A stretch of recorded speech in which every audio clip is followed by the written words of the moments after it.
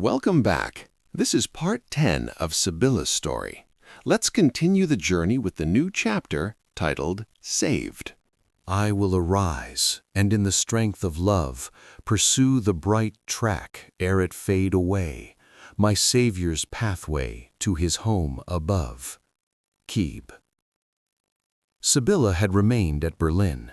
She was neither calm nor inactive, but full of appreciation for the enthusiasm that had called her husband to the battlefield. Had she been a man, she would have gone with him and regarded it no sacrifice. As it was, if he had left the decision of going or remaining to her, she would have said yes. Wolf's practice was in charge of an old physician. Theodora had again entered upon her beloved hospital work. She had been one of the first sent to the seat of war, and no one more competent could have been found. Sibylla missed her friend sadly, but she exerted her utmost to fulfill her husband's intentions, then supplement all the remaining time to care for the wounded. It was a great satisfaction to her to witness the change which had taken place in the city. Where once was superficiality and a chase after pleasure, one great idea, one noble aim, one grand sympathy thrilled all hearts now, and the stupendous war produced a joyous self-sacrifice which was truly elevating. Rich and poor brought their gifts. Old pensioned men and delicate young women proffered willingly their services wherever they were available, and each one endeavored to emulate the other, to prove his whole-souled interest in the occasion. At one time, a battalion of soldiers belonging to the Sanitary Commission passed slowly and with difficulty by one of the city markets. The fruit women left their stands, seized their baskets of fruit, and hastened to distribute them among the soldiers. The vegetable vendors looked over their stalls. Evidently they had nothing suitable for refreshment. Yes, there were the turnips, and these were quickly transferred to the men. A loud hurrah went up as thanks, and wiping their eyes with their aprons, the brave women resumed their positions. Sometimes Sibylla purchased hospital supplies, etc. Every merchant gave his wares at lower rates, and often when it was difficult to pass through a crowd of people in her overloaded droshky, the cry of someone, "For our soldiers," soon opened the way. How often Sibylla thought of her dear husband in these days. He who had lamented so often the degradation of the common people, how he would have rejoiced over their transformation, their nobility, their advancement. She knew he would gain new courage. The common people are not worthless. There is a good germ in them that is shown frequently when they sacrifice their all, joyfully for the sake of their country's honor. But Wolf was far away, and Sibylla knew he had many deprivations to undergo. She thought of her own comforts with regret, but she was animated to do still greater things. Oh, anything rather than allow her hands to be folded idly in her lap. The interest of the women in patriotic love service was so universal that soon there was no want of helpers. Sibylla, therefore, turned her attention to other work and found rich opportunities for devoting all her means and time. Among the poorer class of her husband's patients, she discovered many families whose financial support was deeply concerned in the war. Where the provider had not gone to the field, his source of industry often ceased, as business in general was depressed. Here Sibylla's friendly visits, words of counsel and comfort, and open purse were welcomed, and while she directed many anxious wives to God, who alone could protect their husbands, she herself drew more and more refreshment from the spring, whose water has all fullness. This activity and reading of 3 different kinds constituted her life, the Bible, Wolf's letters, and the newspapers forming her recreation. "I cannot read anything else now," she said. But alas, after a time her husband's letters were not forthcoming. A battle had taken place, where he doubtless had been engaged, and if not actually in the fray, he was in great peril. Then there was no communication whatsoever. All her acquaintances had received direct tidings from their loved ones, except Sibylla. True, a letter might be delayed for a week or even miscarried. This was her hope. 8 days had slowly passed. All Sibylla's efforts to learn something of her husband were fruitless. She trembled when the doorbell rang. Should one of her own letters be returned to her with the words, "Person addressed dead"? Whoever has experienced the agony of suspense at such a time will appreciate Sibylla's suffering. But when no one can offer consolation longer, the heart clings closer to its heavenly Father and is more deeply rooted in His infinite mercy. One evening the bell rang. Sibylla's heart almost ceased to beat. Was it a tone than usual that would pronounce her fate? She listened. There were unfamiliar voices. The servant entered with 2 cards. Baron Arnold von Caring, Baroness Albertina von Caring. As a dream these names seemed now to Sibylla, and she was obliged to control herself, for since her marriage to Herr Bolton she had not seen them. The Carings entered. How changed, revealed the first glance. Arnold with manly, decisive expression, from which all trace of former ennui had disappeared. His wife wholly free from the haughty inflexibility of her earlier days. Sibylla was delighted to see them and deeply interested to know they had escaped from Paris. But what were her feelings when, after a brief preliminary talk, they learned that they had seen Wolf, that they had left him 2 days previously at a little village on the border, where he lay ill? Question after question, answer after answer. Great God, he lives! He is indeed ill, with a light nervous fever, but there are good prospects for recovery. He longed to see his wife in his conscious moments. That was the news that Sibylla received. "When can I start?" she asked. "Tomorrow early, under my escort," replied Arnold, as he laid before her the plans he had formed for both. Sibylla perceived that she would reach Wolf soonest by following them, and her heart grew calm. She was now able to learn all the details of the meeting between Wolf and the Carings, as well as what had happened to the latter since their removal. "I should have left Paris immediately when the first news of the outbreak reached us, but I am really indebted to Paris and many reverses of fortune experienced there, for I have learned to love and work. My wife and 2 children have rescued me from the flippant idea I had of life. And I learned to prize for the first time at Paris what here I once detested, German fidelity and kindliness of disposition.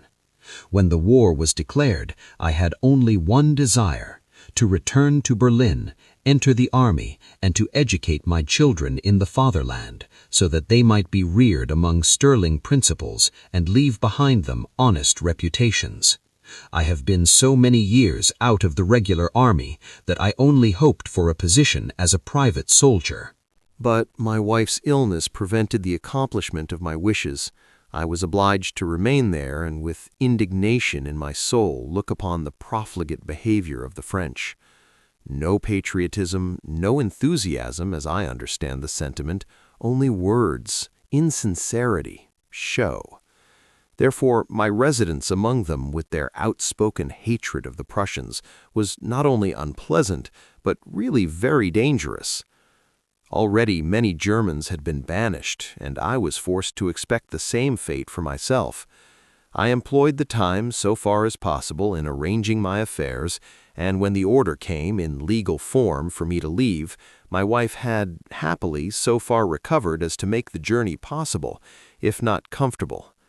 The hatred of the rabble alone had reached such a degree, owing to the shameful incitement of the daily press, that we were obliged to leave our home by night if we would escape the grossest insults. Our departure was more a flight than a journey. The railroads were overflowing. We endeavored in vain to secure transit, but the great burden of transporting the military, the flight of the wealthy residents from Paris, caused us to be everywhere driven back. To return home was not feasible.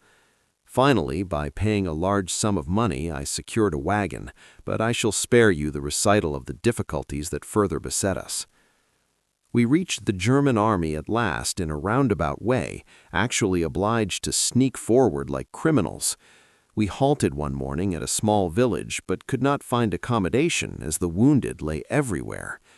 Conversing with some officers, they asked whether I would take with me to the next village a physician who had fallen ill that day. They added that soldiers of their company had just found him in an adjacent wood, half buried in a marsh, and so feeble as to be unable to extricate himself. I consented, but you may imagine my astonishment when they brought Wolf Eriksson to my wagon. He recognized me, although violently feverish. We reached the next town toward evening, but it was also filled with troops and stripped of provisions, so that we were forced to travel farther, and finally halted at a friendly spot on the frontier. Wolf's condition demanded our greatest care. We carried him to an inn and hurriedly summoned a physician who forbade further transport. Mental excitement and physical overexertion had produced nervous fever, but he believed his strong constitution, to all appearances, would soon overcome the disease. When he learned Wolf was a physician, he begged permission to have him removed to his own dwelling and to care for him while I should carry the tidings to you. I have brought my family here, and I have already rejoined my regiment and shall go out as an officer. You know, continued Arnold with a laugh, that our officers expose themselves so rashly that King William has threatened, if they persist in it, to take measures of proceeding against them. My route passes through the place where Wolf found such hospitable welcome, and if agreeable to you, I shall accompany you thither. And now you will have all sorts of preparations to make for the journey. I shall see you early tomorrow morning." Arnold's wife added some kindly words, then both took their leave. Sibylla's heart was full of joy and gratitude. As she became more tranquil, she could not help thinking how wonderfully Arnold and his wife had changed. Yes, life is, after all, the first true education for people. Everything else is only preparatory. And then this war, does it not seem to have drawn to the surface the good traits of everybody? Arnold von Kering and enthusiasm, these were two that no one would ever have dreamed of associating, and now he glows with purpose and cannot wait for the time when he may fight for the fatherland. How ready I was with my criticism against Arnold, and now he has become so different. Yes, life educates and refines. Today, Wolf lay in complete possession of his senses. The past few days were more or less dark to him. He was very weak, and the silence around seemed very beautiful. He gazed with the greatest interest on the wonderful designs that adorned the arabesque tapestry. He had done this yesterday and the day before, but was not tired of them. Everything was so quiet and lonely. Had it always been so? He pressed his head and thought. Yes, now he understood. The roar of cannon and crack of guns were the last things he had heard, and now all was still. Where was he then? He looked around. The red stripes of the carpet, oh God, was that blood? Then he knew that for long days he had stood in the midst of bloodshed and had seen nothing else. Where? When? The scales fell from his eyes. He had left the battlefield, and a whole church full of wounded were expecting him. Why had he not hastened to them? Slowly and gradually the interim gleamed up and unfolded its pictures. Yes, he had been in a swamp, and he had prayed there. Prayed? What then? Unconsciously he folded his hands and said softly, "Dear Lord, I would thee love, that I may go to heaven above." Beside the bed, unobserved by Wolf, a beautiful woman was standing, watching the sick one with anxious eyes. She must control herself. This was the order, that his first consciousness might not be disturbed. Now she could restrain herself no longer. She drew the curtains back, and kneeling at his side, took the beloved hand in hers and fervently said, "Amen." "Sibylla!" cried the sick one. "Wolf, my own Wolf," responded the faithful wife. Twice had her husband been restored to her. The kind old physician entered the room softly some minutes later to learn if his patient slept. It was so still in the room. But when he saw Sibylla sitting on the bed, pressing her husband's dear head to her breast, both silent but with eloquent eyes, he withdrew and said to himself, "Such a reunion of joy and thanksgiving and love between husband and wife must be sacred to both. So do we also think, and therefore leave them alone." This marks the end of chapter 31. We now move into the next chapter of Sibylla's story, titled Coals of Fire. How far may we go on in sin? How long will God forbear? Where does hope end, and where begin the confines of despair? An answer from the skies is sent. Ye that from God depart, while it is called today, repent, and harden not your heart. Wolf was not able to return to the front, and it was some time before his kind host would permit him to go home, where he and Sibylla re-entered with grateful hearts. Only a few weeks had elapsed between his going and returning, but how changed the aspect of Germany! Where fearful determination and grounded anxiety had prevailed, there was now the established prospect of the fulfillment of long-cherished hopes, hopes which Germany had almost despaired of realization, a united country. A wonderful war, truly blessed of God through prayers and waiting. It is true the national glory which was born in those days had a dark, sad background. There was no family out of which circle one or another of their dearest ones had not been taken.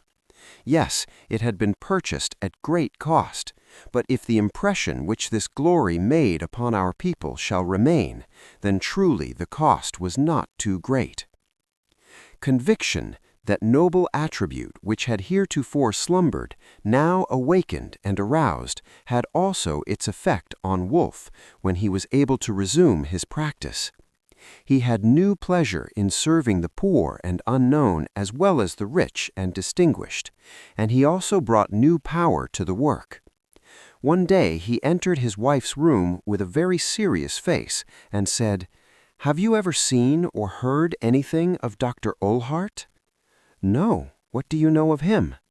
Sibylla trembled, for she had always dreaded a meeting between the two men, as Wolf had never been able to conceal a certain kind of chivalrous paroxysm of defense whenever his enemy was recalled. "He is here, in this house," replied Wolf. "What is he doing here? Certainly no good," exclaimed Sibylla. "I think there is as little to fear from him now as there was once good ground for expecting much. He is sick." It is singular how that one word sick can allay, if not wholly conquer, all rancor in a woman's heart. "How did you ascertain it?" Sibylla inquired with interest. "Very simply. The janitor asked me if I would call to see a gentleman on the 4th floor in a small room. He had not seen him for several days, and then he was sick. I climbed up there and found Ulhart." "Did he recognize you?" "No, he has a fever, and he is very ill. I've engaged a nurse to take care of him, as removal would be out of question. Everything possible at present has been done. I don't understand. It looks very poor up there. I always thought he was rich." "He was not rich, but he had an income. Still, in the extravagant life he lived, he expended much and worked very little. Besides, perhaps he has been as unfortunate in speculations as those which ruined Herr Bolton. But I would like to know what reduced him to such a condition and brought him to this house." Wolf did not know, but we may lift the curtain and see how the stone rolled to the precipice with ever-increasing velocity. Ulhart had really never had any youth. He had early experienced all the various forms of vice and immorality in which the present century is rife. Without the power to govern himself, his unbridled passions led him to the usual end of early ripened youth. After Herr Bolton's death, he made a momentary halt on the steep way. The catastrophe had been so sudden and unexpected. But his awakened conscience soon slept again, peacefully through his sophistries, and to gain Sibylla again was within reach of possibilities. He knew very well she would never be his willingly. What could overcome her? Perhaps the force of circumstances. Perhaps her pride spirit was crushed. Then, too, she did not seem to him quite so desirable when he learned nothing had been saved from the wreck at Larkov, and she was earning her bread in a distant place. Ulhart needed money now, much money. But it was characteristic of his obstinacy to continue the chase. He had long detested work. His health was impaired, and it was much more comfortable to speculate with his little inheritance. But most of his ventures had been failures, and he was finally obliged to gnash his teeth and confess himself to be a beggar. What should he attempt now? He had at times been intimately connected with a Jewish author who had rejected all religious and moral faith. This man familiarized Ulhart with the literature of the day, and in return he furnished the Hebrew with newspaper articles in sympathy with his views. These essays were well paid. They were as brilliant as they were poisonous. This kind of congenial authorship attracted Ulhart. It enabled him to send through this channel into the world all the venom and gall of his nature. He wrote on the social question, men's rights, the church, Parsons, Humboldt's cosmos, Protestantism, and everything emanating from his pen was black, blacker than the ink with which he wrote. Wolfe took the greatest care of the unfortunate man. Ulhart must have led a miserable life. In frightful mockery he had written this device on the tottering table which served as a desk. Learn to do without, O friend, defy pain and death, and no god in Olympus shall feel more free than thou. It was not long before it became evident to Wolfe that Ulhart's recovery was beyond hope. "Should I go to him?" said Sibylla. "He might be relieved if I spoke a kind word to him." "My dear, it is useless. He recognizes no one, and his language uttered in delirium I would spare you from hearing," replied Wolfe earnestly. "Do you think he will never recover consciousness?" Wolfe looked doubtful. "Oh, that would be so dreadful!" cried Sibylla. "No, no, that cannot be. When I think that we played together as children, and now if I could only help him." Of a want of external comforts, Ulhart had, at least, very little to complain when he became conscious. The fever left him, only to give place to the weakness of death. Wolfe was glad that he gave no sign of displeasure in his recognition. Then he called Sibylla, who approached the bedside. "Dr. Ulhart, is it any comfort to you to say I forgive you all, and pray that God may also forgive you?" The dying man made no reply, but when Sibylla took his hand, she believed there was a slight pressure from him. Soon the wild struggle of death ensued. Wolfe and Sibylla remained with him until the last. Beneath their prayers he passed away, and Sibylla's hand closed his eyes forever. This marks the end of Chapter 32. We now move into the next chapter of Sibylla's story, titled In the Haven. Not as I will. The sound grows sweet each time the words my lips repeat. Not as I will. The darkness feel more safe than light when this thought steals, like whispered voice to calm and bless all unrest and all loneliness. Not as I will, because the one who loved us first and best has gone before us on the road, and still for us must all his love fulfill. Not as we will. It is a joyous, happy picture that is unveiled to the reader now. Golden peace reigns in the country and dwells in every heart. Sibylla, the rosy housewife with beaming eyes, sits by the cradle of her year-old baby. She sleeps so sweetly. She lies there so lovely in her unconscious beauty that the happy mother cannot take her eyes away. Once she had wavered in the decision as to which of her two ideals was supreme, the Apollo Belvedere or the Venus de Medici. Now she has known for a long time that her little Ingeborg is far more beautiful than both pieces of sculpture put together. How can anyone be so foolish, she thinks, and again bends over the sleeping child, whose rest has something sacred in it. Steps approached. One would never have believed Wolf could walk so lightly, but he has accustomed himself to it for baby's sake. "Why, Wolf, I thought you were at the concert," said Sibylla somewhat reproachfully. "How can you miss that splendid oratorio?" Wolf has become woefully embarrassed. "Wolf, Wolf, I fear you did not even have the intention to go." "Well, well, never mind," Wolf plucked up courage to reply.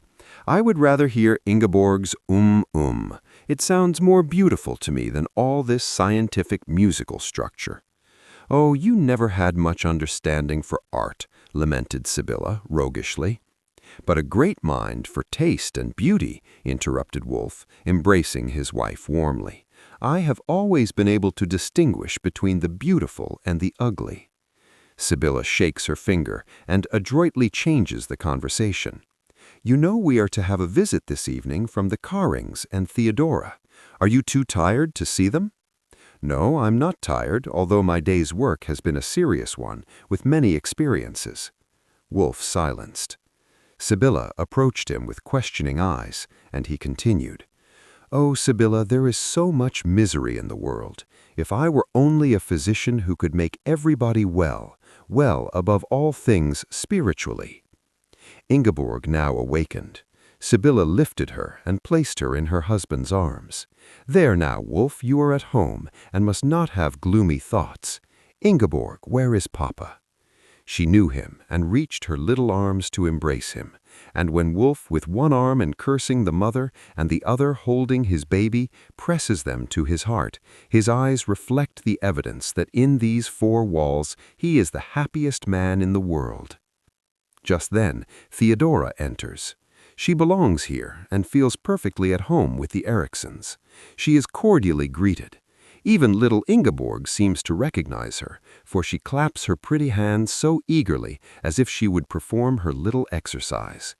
"Now the worker will appear in her most beautiful character," exclaims Wolf, laughing. "See, Theodora, even Ingeborg cannot escape your influence. As soon as she sees you, she begins her pat-a-cake, baker's man." "She does not degenerate," replies Theodora, smilingly, and at the same time handing Wolf a small piece of paper. 6, 7, 8 only," says Wolf cheerily. "Theodora, the condition of health among the poor is now very good. Tomorrow early I shall visit them all. But how is it with old Weber? Still no change?" "No, only he wants to see you very much. He thinks when you visit him, sunshine enters his room." Sibylla is silent, but she thinks how wonderful it is that she and old Weber are of the same mind. "Theodora," she says, "I am ashamed of myself whenever I see you, to think how much you do." "Very little, but there must be a change. There is so much work in the world. I have today for the first time realized that I have never really labored with might and man, never made one real sacrifice." "Our outward life," interposes Wolf earnestly, "never corresponds to the demands of the inner life. Willing and doing are not completely equalized, alas." In the evening we're with a small circle of the Eriksons' friends in their cozy room. The table is simply spread, with everything necessary for an inviting supper. The tea kettle sings a welcome, and Sibylla does not permit it to do all the pleasant service. The conversation is lively and bright, while deeper interests are not forgotten. One receives in giving, and receiving, one gives again. All are unanimous in the belief that the hand must help the arm. All know that personal, loving diligence alone can ripen the seed of the word, the fruit of the deed. "You always have such underground inclinations," says Arnold von Karing, who has resided at Berlin during the past year, in comic provocation to Wolf. "As a boy, you searched after the moles in their cellars, and now you're after the poor just the same. At that time, you killed your objects of love. Now you raise them to life. That's the only difference." "Yes, Arnold," interjects Theodora, laughing, "and he also had a habit in those days of rescuing people. For example, when he pulled you out of the water." "That is true," responded Arnold. Thereupon he relates the story of that unhappy casualty. "And it is my misfortune," he adds jocosely, "that I must be grateful now, and he presses me into all kinds of service. It's terrible. I am, for instance, already guardian for over 164 children." "Don't go over a bridge this evening, dear," says Arnold's wife in playful warning. "You'll break a bone." "I know a person," adds Sibylla, "who spent an hour with me yesterday and said to me that I should not regret my husband's undertaking so much charitable work outside of his practice, and this very person begged to be permitted to share such service." "That's just the worst part of it," retorts Arnold. "That kind of men," pointing to Wolfe, "can make us do anything, for one must keep in the good graces of the doctor. One may get sick himself, you know, and—" "Then he forbids him to talk," interrupts Wolfe. "But just here, while the conversation turns on it and we're all together, let me heartily thank you, Arnold, for all your faithful assistance. There are not many men who have given their heart and time so wholly to this personal labor of love." All are earnest, and for a moment there is silence.